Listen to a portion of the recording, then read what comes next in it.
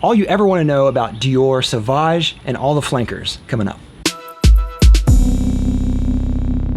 Hey fragrance family, I'm Dave and I'm a fragrance bro. Of course, your best source for everything fragrance related here in my outdoor set. Today we have a video that is all about all the flankers from Dior Sauvage. Dior Sauvage is an interesting fragrance that has made waves when it first came out. It was created by perfumer François Demachy for Dior in 2015, and it had an ad campaign with Johnny Depp, which I think is a perfect fit here. Now, there's always a fragrance that is in the lead for what sets the trend for future fragrances.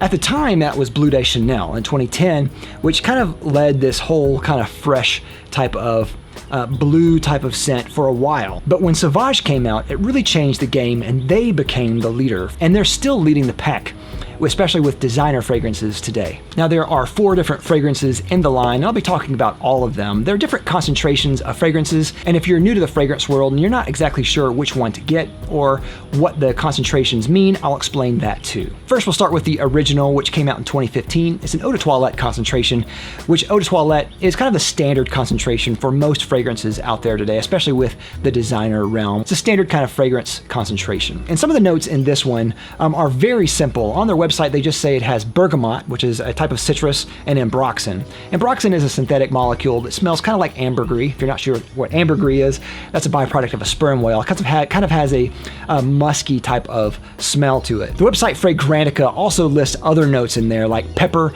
lavender, cedar, pink pepper, which is slightly different than regular pepper, vetiver, geranium, patchouli, labdanum, and elemi. Now, although I don't get a lot of the notes in there, I do get a lot of the citrus note, which is very prominent from the start. You get a really, really bright citrus fresh note, which is that bergamot, has a kind of sweet, soft, kind of fruity quality. It's very simple to wear. You can wear it in a lot of different situations. Very, very versatile, easy to wear. It smells fresh and masculine. It's just a great scent by Dior. Now, a lot of people don't like it because it's very simple. Maybe some people pick up on the ambroxan and it gives them a headache. Some people think it smells metallic. The performance usually on me is in the average realm, which is about 6 to 8 hours of longevity and about average kind of scent bubble. But overall, I think it's a great kind of go-to fresh scent that has really made waves in the fragrance world, and that's caused other companies to kind of copy its success.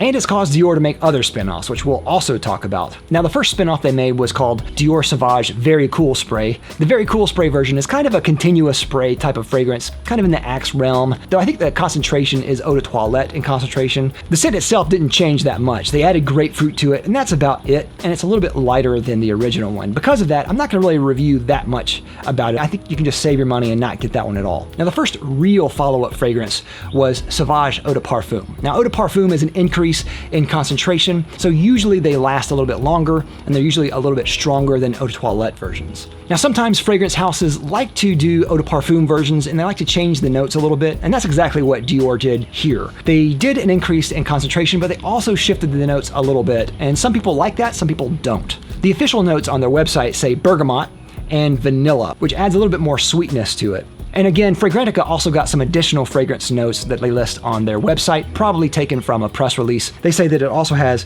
pepper, lavender, ambroxan, star anise, and nutmeg. Now, overall, this is a little bit more spicy version than the original one, with a little bit increase in performance. So you get a little bit more of the vanilla. You get some of that spice with the star anise, kind of licoricey type of thing, and the nutmeg as well. And I do get a good fair bit of nutmeg. Some people say this smells a little bit smoother than the original one. I don't necessarily agree. I personally think this is not as good as the original one.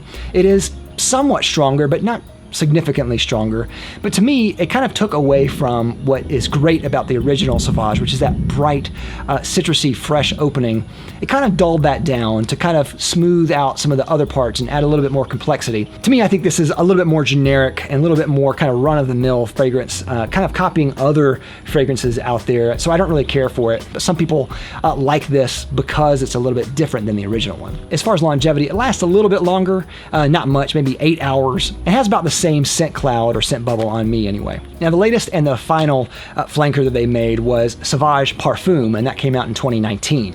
Parfum is even more concentrated than Eau de Parfum, and though I don't know the percentage numbers in there, it's significantly stronger than the original one, and even stronger than the Eau de Parfum version. So yeah, it's definitely higher in concentration for sure. This one is very, very similar to the original fragrance, but it lists more notes on the website. So some of the notes on the website are mandarin, bergamot, cedar, sandalwood, vanilla, and tonka.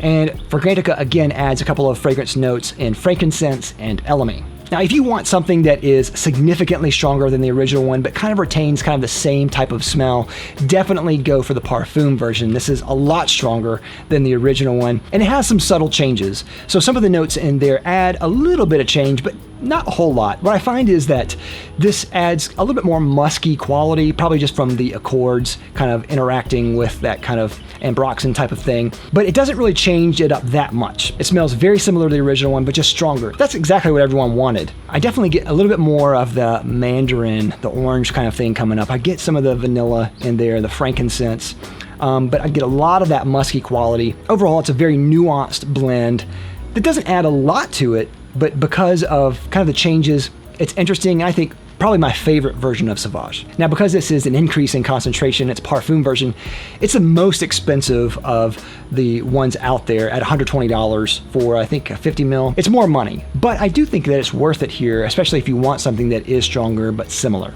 So in short, if you're looking at Sauvage, not sure which one to get, definitely try the original one. I think it's an excellent, excellent fresh scent. It's great for a lot of different occasions, very, very versatile. You can use it in a lot of different places and almost any time of year, almost. It's fresh and masculine and powerful, very, very likable. I think a lot of people will compliment you too if you're looking for compliments. If you want something a little bit stronger, maybe a little bit different than the original one, check out the Eau de Parfum version. Definitely skip the very cool spray. I think that's definitely skippable. I don't think you're missing anything that the original one doesn't have. And if you want something that is very strong, but a lot like the original one, maybe a little bit more nuance, maybe a little bit of the edges smoothed over, check out the Parfum version. That one is great. So that is all I have. What do you think of Sauvage? Which one is your favorite? Let me know down in the comments. And of course, as always, don't forget to smash that like. I love you for it.